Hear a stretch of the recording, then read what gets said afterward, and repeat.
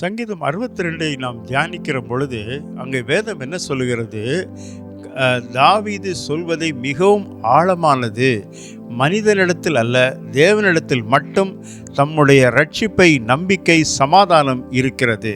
இந்த சங்கீதம் நம்மை எல்லா சூழ்நிலைகளிலும் தேவனை மட்டும் சார்ந்து வாழ செய்கிறது.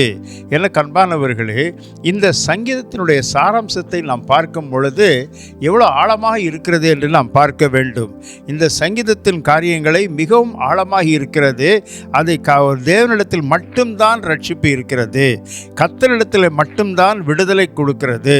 இந்த சங்கீதத்தின் வாயிலாக கர்த்தரிடத்தில் மட்டும்தான் ரட்சிப்பு கர்த்தருடையது என்று வேதம் சொல்லுகிறது.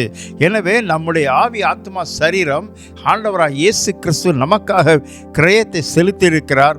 நம்மை பாவ சேற்றிலிருந்து மீட்டெடுத்திருக்கிறார். இந்த ரட்சிப்புக்காக நாம் ஆண்டவரிடத்திலே மகிமைப்படுத்தி கொண்டே இருக்க வேண்டும். எனக்கு அன்பான சகோதரனை, சகோதரியே, இந்த சங்கீதத்தை சற்று ஆழமாய் வாசிக்கும் பொழுது மனிதனுடைய வஞ்சகத்தை பார்க்கிறோம். மனிதன் இன்றைக்கு எவ்விதமாக மக்களை ஏமாற்றுகிற பாதையிலே கொண்டு போவான் என்று. ஏனென்றால் நாம் ஆண்டவரிடத்தில் அதிகமாய் சார்ந்திருக்கும் பொழுது மனிதனுடைய நய வஞ்சகத்தை எளிதில் கண்டுபிடிக்க முடியும். அவன் எப்படிப்பட்டவன், என்ன விதத்தில் நம்மை திசை திருப்புகிறான் என்று நாம் கண்டு கொள்ள முடியும். எனவே தான் இந்த கர்த்தரிடத்தில் நாம் சார்ந்திருக்கும் பொழுது நாம் முழு மனதுடன் தேவன் மேலேயே நம்பிக்கையாய் இருக்க வேண்டும். கர்த்தரிடத்தில் நாம் எவ்வளவு தூரமாய் நம்பிக்கையாய் இருக்கிறோமோ அந்த அளவுக்கு நமக்கு ஒரு ஆசீர்வாதமாக இருக்கும். கர்த்தரிடத்தில் நம்ம எவ்வளவு தூரமாக சகல காரியங்களையும் எல்லா விதத்திலையும் கர்த்தர் என்ன சொல்லுகிறார், கர்த்தர் என்ன பேசுகிறார், கர்த்தர் இந்த காரியத்துக்காக என்ன எடுத்து உரைக்கிறார், அதையே மட்டும்தான் நாம் எடுத்துரைக்க வேண்டும். முக்கியமான காரியமாக இருக்கிறது. அந்த சங்கீதத்தில் நீங்கள் ஆழமாக படிச்சுக்கிட்டே இருந்தீங்கன்னா, தேவனை நோக்கி என் ஆத்துமா அமர்ந்திருக்கிறது. பல மணி நேரம் கர்த்தருடைய சமூகத்தில் காத்திருக்கிறோம். எதற்காக? தேவனை நோக்கி என் ஆத்துமா அமர்ந்திருக்கிறது. அவருடைய சத்தத்தை கேட்க, குரலை கேட்க, அவர் எனக்கு என்ன சொல்லுகிறார், அவர் என் வாழ்க்கையில் எந்த விதத்தில் நடத்த விரும்புகிறார், புல்லுள்ள இடங்களில் நடத்த விரும்புகிறார். எனவே நமக்கு ரட்சிப்பு அவராலே தான் வருகிறது. நாம் ஆண்டவருடைய சமூகத்தில் காத்திருக்கும் பொழுது எல்லா காரியங்களிலும் மனிதனுடைய தீய ஆலோசனையிலிருந்து நம்மை காப்பாற்ற வல்லவராய் இருக்கிறார். எனக்கு அன்பான சகோதரனை, சகோதரியே, நம்முடைய ஆத்மா தேவனை நோக்கி அமர்ந்திருக்க வேண்டும். அவரே நம் கண்மலையும் ரட்சிப்பும் உயர்ந்த அடைக்கலமானவர். அவர்தான் நம்ம கண்மலை, நம் ரட்சிப்பு, உயர்ந்த அடைக்கலமாய் இருக்கிறார். பாதிப்புகள் வரும், பிரச்சனைகள் வரும், சூழ்ச்சிகள் நமக்கு விரோதமாய் செய்வார்கள். ஆனாலும் நான் விசுவாசிக்கிறவர் என்னார் என்று அறிவேன். யார் என்னை அணுகி விடவே முடியாது. காரணம், கர்த்தர் எனக்கு சுற்றி ஒரு அடைக்கல பட்டணமாக, ஒரு கோட்டையாக இருக்கிறார். கர்த்தருக்கு சூழ்ந்திருக்கும் பொழுது கர்த்தருடைய தூதர்கள் அவருக்கு பயந்தவர்களை சூழ பாளையம் இறங்கி அவர்களை விடுவிக்கிறார். உன்னை விடுவிப்பார் என்பதற்கு சந்தேகமே கிடையாது. நம் ஆண்டவரிடத்தில் நெருங்கி இருக்கிறோமா, நெருங்கி ஜீவிக்கிறோமா என்று சற்று சிந்திக்க வேண்டும்.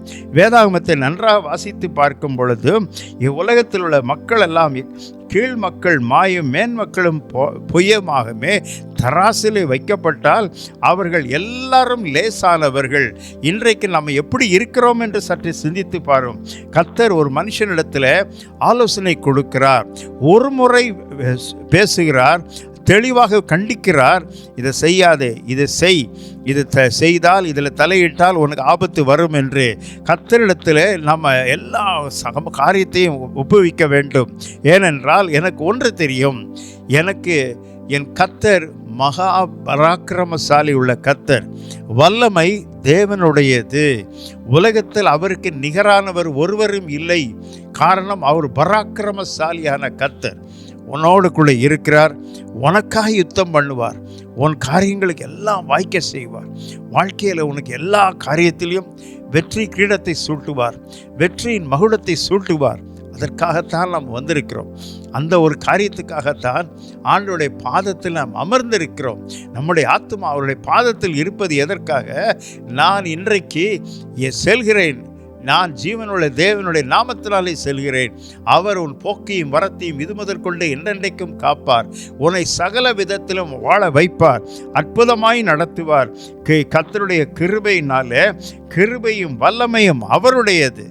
அவரிடத்தில் நம்ம முழு மனதோடு முழு ஆத்மாவோட நாம் ஈடுபட்டால் நிச்சயமாக நமக்கு ஒரு பெரிய சமாதானம், சந்தோஷம் உண்டு. வெற்றியின் கிடம் உனக்கு சூழப்பட்டிருக்கும். அதற்காகத்தான் நாம் வாழ்கிறோம். எதற்காக?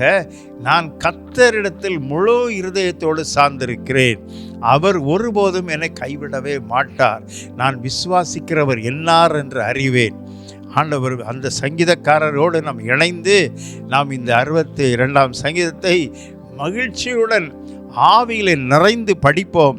அதன்படி நம்முடைய வாழ்க்கையில் இன்றைக்கு எல்லா காரியங்களும் கைக்கூடி வர செய்வார். எனக்கு அன்பான சகோதரனை, சகோதரியே, நாம் எந்த அளவுக்கு இந்த சங்கீதத்தின் ஒவ்வொரு வரியையும் வார்த்தையும் நாம் படித்து ஆராய்ந்து பார்த்து அதை உட்கொள்ளும் பொழுது, அதனுடைய ஆலோசனையின்படி நடந்தால் நிச்சயம் நமக்கு அநேக வெற்றிகள் உண்டு. வாழ்க்கையில் ஒரு பெரிய ஆசீர்வாதம் நமக்கு கிடைக்கும் என்பதற்கு சந்தேகமே கிடையாது. கர்த்தர் உன்னையும் உன் குடும்பத்தையும் ஆசீர்வதிப்பாராக. ஆமென்.